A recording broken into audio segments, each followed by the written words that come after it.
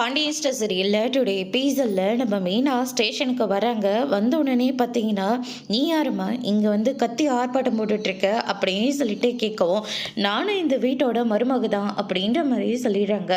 இதை கேட்ட உடனே, ஏம்மா இந்த பொண்ணோட பேர் லிஸ்ட்டில் இல்லையா அப்படின்னு சொல்லிட்டு கேட்கவும், இல்லை மேடம் இந்த பொண்ணு பேர் மட்டும் இவங்க கொடுக்கவே இல்லை அப்படின்ற மாதிரி சொல்லிடுறாங்க.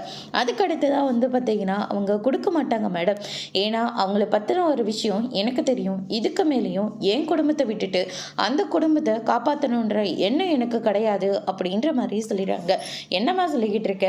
ஆமாம் மேடம், அவங்க என்ன சொல்லி கம்ப்ளைண்ட் கொடுத்தாங்க அப்படின்னு சொல்லிட்டு கேட்கவும், அதெல்லாம் உனக்கு எதுக்கு? அதான் இவங்க ஃபோன் பண்ணாங்களே உங்ககிட்ட சொல்லலையா? சொன்னாங்க மேடம், அவங்க வரதட்சணை கேட்டு கொடுமை பண்ணதை கேஸ் கொடுத்துருக்காங்களே, அது முதல்ல உண்மையா நீங்கள் விசாரிச்சிங்களா அப்படின்னு சொல்லிட்டு கேட்கவும், விசாரிக்கிறதுக்காக தான்மா அந்த பொண்ணை கூட்டிகிட்டு வர சொன்னேன்.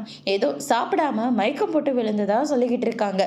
ஏதோ வீட்டு முன்னாடி பிரச்சனை பண்ண வீடியோஸ்லாம் காட்டினாங்க அப்படின்ற மாதிரி சொல்லிடுறாங்க. அதை மட்டும் வச்சு இவங்க தான் குற்றவாளிங்கன்னு நீங்கள் எப்படி மேடம் இவங்க எல்லாத்தையும் கூட்டிகிட்டு வர முடியும் அப்படின்னு சொல்லிட்டு மீனாக இருந்துட்டு லெஃப்ட் அண்ட் ரைட் வாங்கிட்டு இருக்காங்க. உனக்கு என்னம்மா பிரச்சனை? எதுக்காக இங்கே தேவையில்லாமல் பேசிக்கிட்டு இருக்க அப்படின்னு சொல்லிட்டு கேட்கவும், அவங்க கல்யாணத்துக்கு 80 சவரன் நகை போட்டதா சொன்னாங்களே, எல்லாமே கவரிங் நகை அப்படின்ற மாதிரி ஆதாரத்தோட சொல்றாங்க. இதை கேட்டோன்னே இன்ஸ்பெக்டர் எல்லாம் பயங்கரமா ஷோக் ஆகுறாங்க. நீ என்னம்மா சொல்ற? ஆமாம் மேடம், அந்த உண்மையை மறைக்கிறதுக்காக தான் இவங்க அடுக்கடுக்கா பொய்யவே சொல்லிக்கிட்டு இருக்காங்க அப்படின்ற மாதிரி சொல்லிடுறாங்க. அதோட பிரம்ம முடிச்சிருக்காங்க.